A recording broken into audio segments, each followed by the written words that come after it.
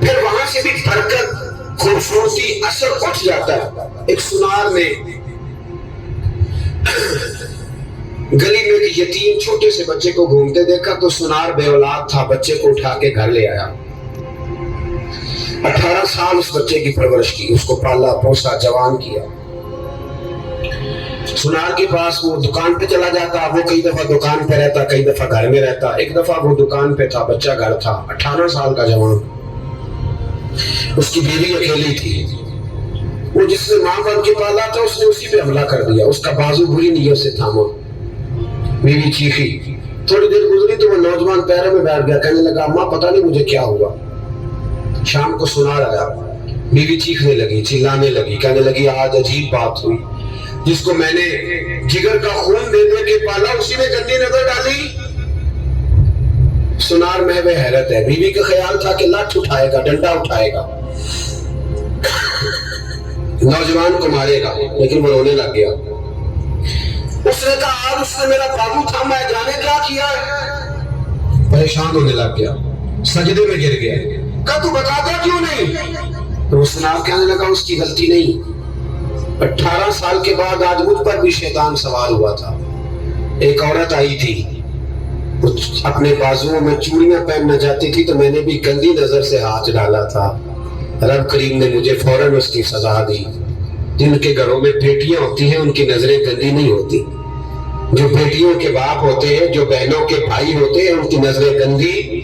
اور اگر تو ٹیلی فون کرتا ہے, تو کسی عورت کے ساتھ تعلق رکھتا ہے, تو یہ بات لکھ لے. امام فخر الدین رازی 1, علامہ اسماعیل حقی 2, ملا جلال الدین رومی 3, امام خازن 4, امام جلال الدین سیوطی 5 حدیث کے استاد اور محدث لکھتے ہیں کہ اگر تو کسی پر گندی نظر ڈالے گا تو تیرا گھر بچ سکتا, یاد رکھ نہیں بچے گا.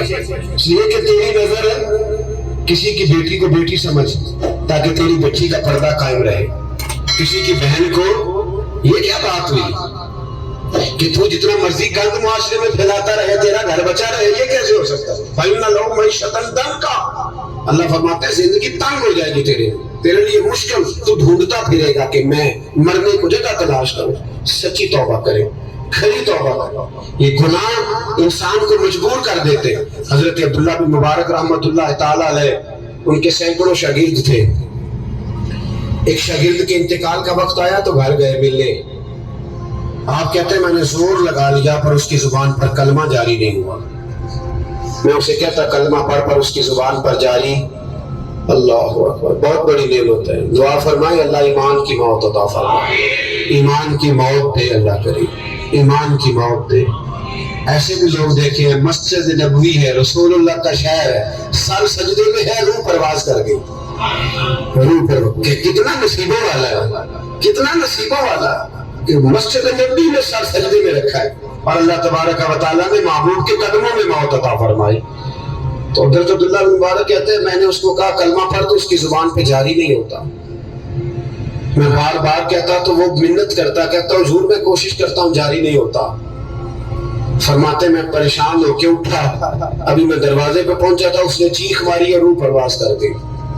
بچے رونے لگے, بیوی رونے لگی. تو میں نے اس کی بیوی سے کہا کہ یہ جرم کیا کرتا تھا, اتنا بڑا پاپی پہ کلمہ جاری نہیں ہوا. اس کی زوجہ کہنے لگی حضرت جی 2 گناہ تھے اس کے.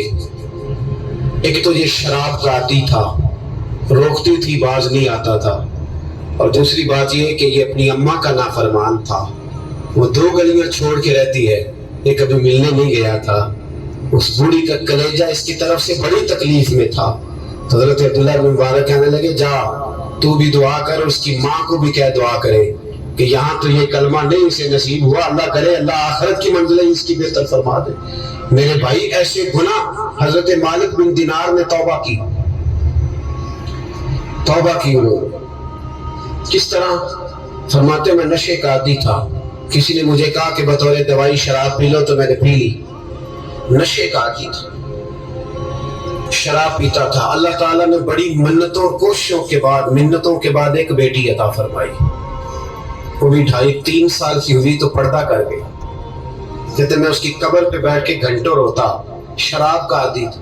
ایک دن سویا تو خواب دیکھتا ہوں کہ میرے پیچھے ایک بڑا سانپ لگ گیا، اور سانپ جب منہ کھولتا ہے تو انگارہ نکلتا ہے۔ میں پھر دعا کرتا ہوں اللہ ہمیں معاف فرمائے، اللہ ہم سے درگزر۔ میں کچھ قبرستانوں میں جاتا ہوں تو میں وہاں سانپ بچھو پھرتے ہوئے دیکھتا ہوں تو ڈر آتا ہے کہ ہم یہاں آنے والے، یہ لوگ کہہ رہے ہیں کہ تمہاری تیاری ہے، کسی وقت بھی اعلان ہو جائے کہ چلو بھائی چلو فلاں صاحب کا جنازہ ہے، اٹھو۔